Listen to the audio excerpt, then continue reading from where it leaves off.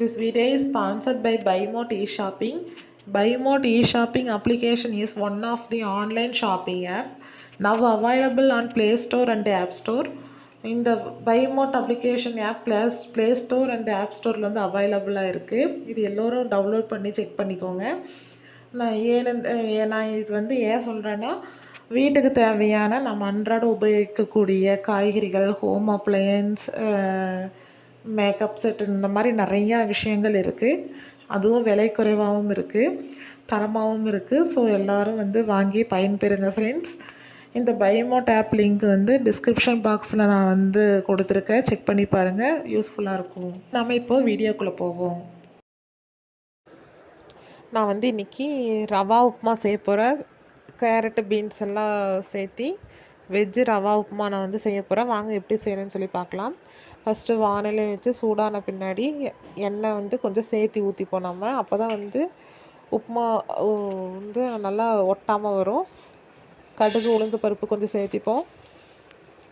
Oil சூடாயிருச்சு, கடுகு உளுந்து பருப்பு கொஞ்சம் சேர்த்திப்போம். அது கொஞ்சம் பொரிஞ்சதும் நான் கட் பண்ணி வச்சுருக்கிற பெரிய வெங்காயம் வந்து ஒரு 2 பெரிய வெங்காயம் நான் கட் பண்ணி வச்சுருக்கேன். அதை நான் சேர்த்து நல்லா வதக்கணும்.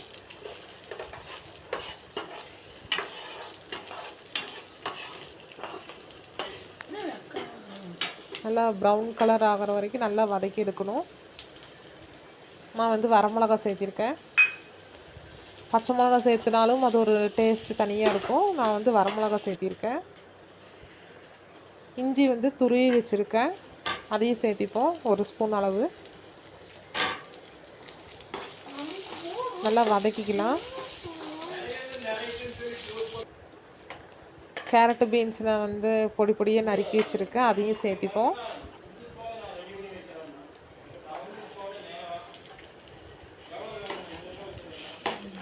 ஃப்ளேம் கொஞ்சம் ஸ்லோவாக வச்சு நம்ம வந்து வதக்கி எடுத்துடலாம்.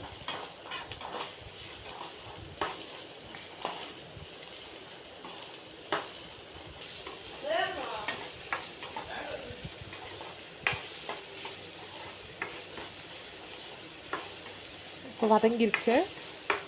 இந்த காய் வேகிற அளவு நம்ம வந்து தண்ணி சேர்த்திக்கலாம்.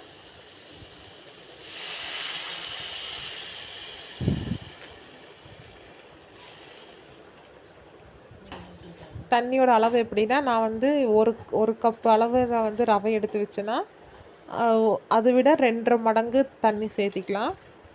அப்போ தான் அந்த காயும் வெந்து ரவை வந்து நல்லா பதமாக கரெக்டாக இருக்கும். நல்லா கொதிக்கணும், காய் நல்லா அப்போ தான் வேகும்.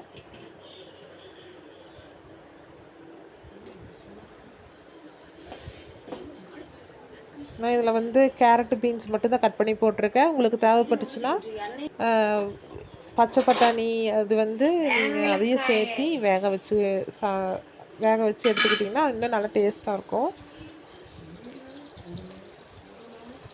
நான் அப்படியே ரவையை நான் சேர்த்திக்கிறேன். நான் சேர்த்து நல்லா கிளறி விடணும்.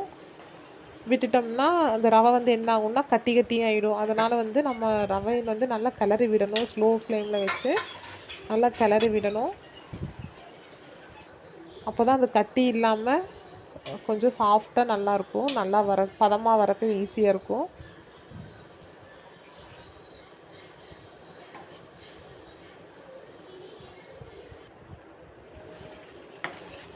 இப்போ பாருங்கள் நல்லா கொதிக்குது. அந்த தண்ணி வேகும் போதே நம்ம வந்து உப்பு சேர்த்து நம்ம டேஸ்ட்டு பார்த்துக்கலாம். தேவையான அளவு உப்பு சேர்த்தி பார்த்துக்கலாம். இதே மாதிரி வேகும் போதும் ரவை வந்து வெந்து கிளறும் போதும் கூட கொஞ்சம் உப்பு டேஸ்ட்டு பார்த்துட்டும் கூட கிளறி விடலாம்.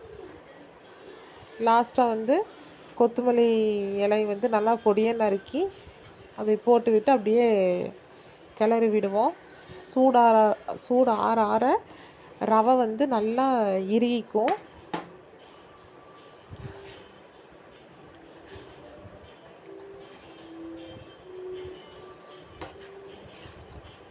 இதுக்கு வந்து சைடிஷ்ஷாக நம்ம வந்து தேங்காய் சட்னி வச்சு சாப்பிட்டா நல்லாயிருக்கும், சாம்பார் வச்சு சாப்பிட்டா நல்லாயிருக்கும். இப்போ ஃபினிஷ் ஆகிடுச்சு. கொஞ்சம் நெய் இல்லைன்னா வந்து தேங்காய் எண்ணெய் சேர்த்தினா இன்னும் நல்லாயிருக்கும். நமக்கு டேஸ்ட் என்ன ஃப்ளேவர் பிடிக்குதோ அதுக்கு தகுந்த மாதிரி நம்ம சேர்த்தி நம்ம வந்து சர்வ் பண்ணி சாப்பிட்லாம்.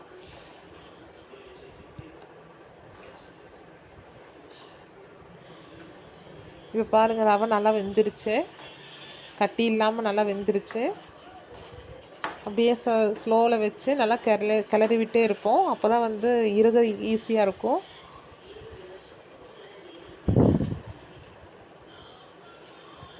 நல்லா திரண்டு வருது, வந்து ரவை வந்து நல்லா திரண்டு வருது ஒட்டாமல். இன்னும் கொஞ்சம் சூடாரி நல்லா திக்னஸ்ஸாக ஆகும். பாருங்கள், இப்போ வந்து வெள்ளை ரவை வந்து ரெடி ஆயிடுச்சு. தேங்க்ஸ் ஃபார் வாட்சிங். தேங்க்யூ.